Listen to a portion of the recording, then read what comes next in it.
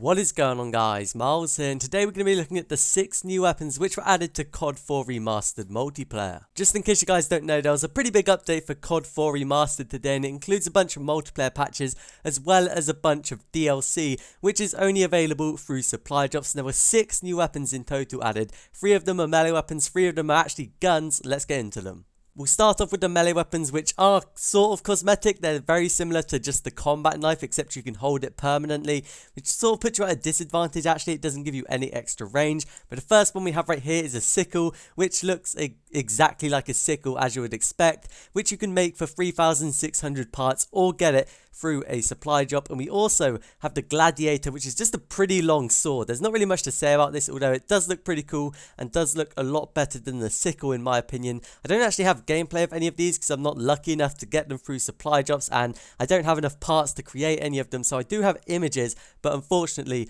not gameplay. And the last one we have is called the hatchet man, which is an axe, which looks pretty cool actually. Sort of looks a little bit similar to that cliffhanger thing we had earlier, but I actually quite like this one once again. Probably not as cool as the gladiator, but I'd rate it like a 7 out of 10. But it wasn't just cosmetic melee weapons which were added to the game today. There were actually 3 guns which were added, which is a little bit controversial, and I'll go into a bit more detail of that later. But the first one we have is an assault rifle called the xm-lar, which is fully automatic with high power and is effective at medium to long range. And you can craft this with salvage, and when you compare it to the AK-47, it has higher accuracy but lower damage and a lower fire rate. I don't actually have gameplay of this thing, unfortunately, once again, because I'm not like super lucky, and I haven't bought any COD points to try and get them, and I don't really plan to either. But this one seems pretty good, but I'm not sure how good it'll be in multiplayer. A new shotgun was added to the game, which actually is a fully automatic shotgun, which we currently didn't have in COD 4 until this update, and it's called the Kamchatka 12, which I said incorrectly, but you can see it on screen, so it doesn't really matter.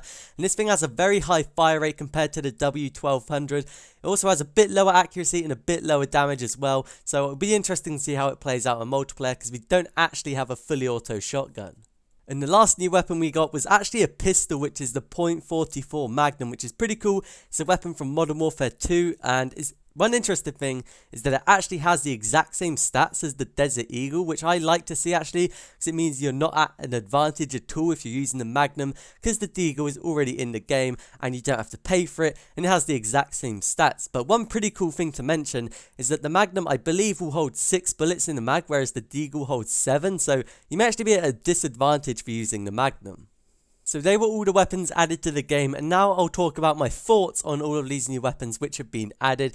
As for the melee weapons, I don't really care at all because they're sort of cosmetic, and if you actually use them, you're put at a disadvantage compared to the average person, because you're running around with a knife and they're running around with like a sniper, and they're probably going to wreck you like 80% of the time. So as for melee weapons, I don't really care about them at all. So when it comes to adding guns to a new Call of Duty, at first thought, I think it's actually a good thing that adding new content to a game will make the game a lot more fun to play, and you can play it for a lot longer. However, there's 2 issues I have with adding guns to Modern Warfare Remastered, and the first one is that the game is Modern Warfare Remastered, and the average person would expect a replicate of the original COD 4 when they play Modern Warfare Remastered. However, this is not the case, because the original COD 4 didn't actually have a Magnum and these extra shotguns and assault rifles in the game, along with all the other melee weapons.